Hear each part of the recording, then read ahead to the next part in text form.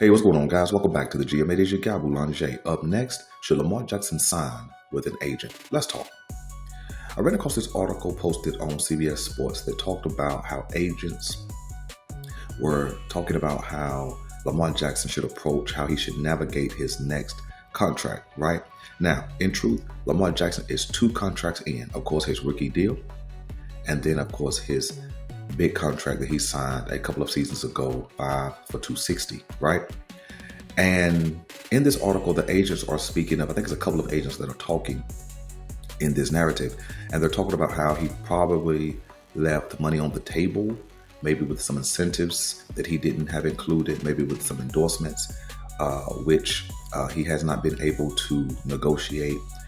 And they talked about how he could benefit from signing with someone who's more experienced in the art of negotiation and understanding how the NFL contract works. This article goes on to highlight how the quarterback market has exploded. But in truth, all of the positional markets have exploded. There's not a position right now in the NFL that has not grown exponentially. And so the question I have for you guys is, do you think that Lamar Jackson needs to sign with an agent to negotiate his second deal, right?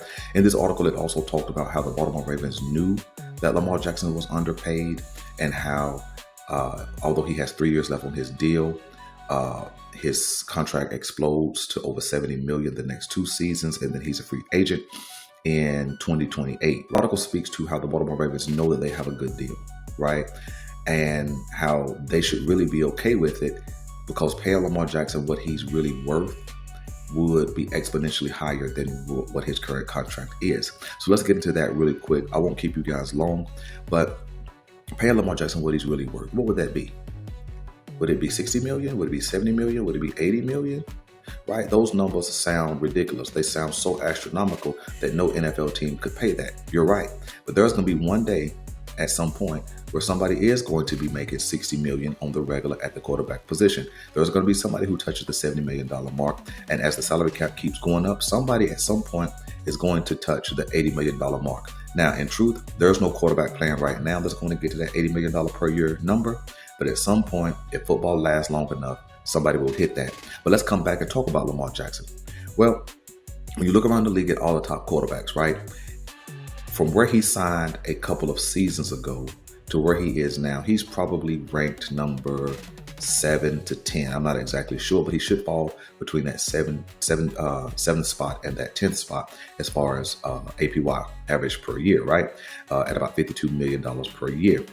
We understand that Josh Allen got a new deal. We understand that Patrick Mahomes got a new deal a couple of seasons ago, and he's probably going to get a new deal at some point. Joe Burrow got a new deal after Lamar. Trevor Lawrence got a new deal. Justin Herbert got a new deal. And so the question is, what is Lamar Jackson's new deal really going to be worth? And what should the Baltimore Ravens be willing to pay him? Well, when we look at Lamar Jackson, if you're thinking about it from just the quarterback position, right, he's 1 or 2. There's no question he's 1 or 2 at the quarterback position right now.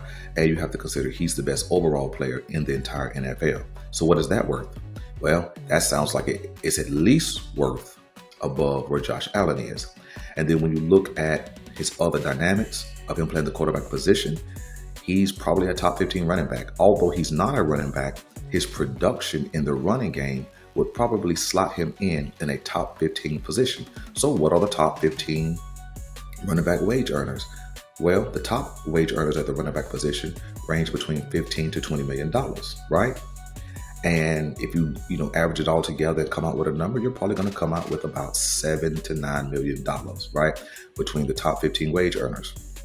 And so tack that on to what he should be earning at the quarterback position. That should put him around $65 million. Now, will the Baltimore Ravens pay him $65 million a year? No. The market has not risen that much, but we do know that Dak Prescott is sitting around 60.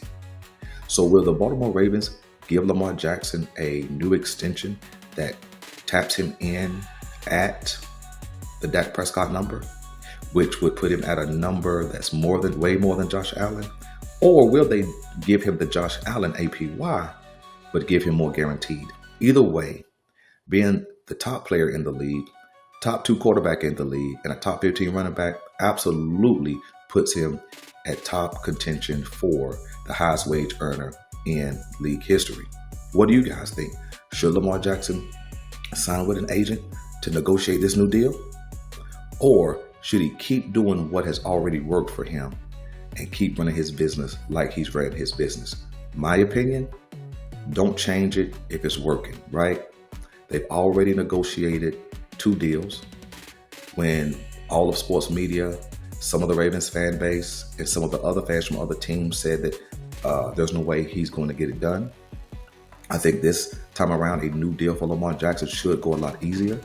In fact, it has to go a lot easier because the Baltimore Ravens have a $70 million cap number next 2 seasons, and there's absolutely no way that they can afford that. So a new deal has to be in line for Jackson soon.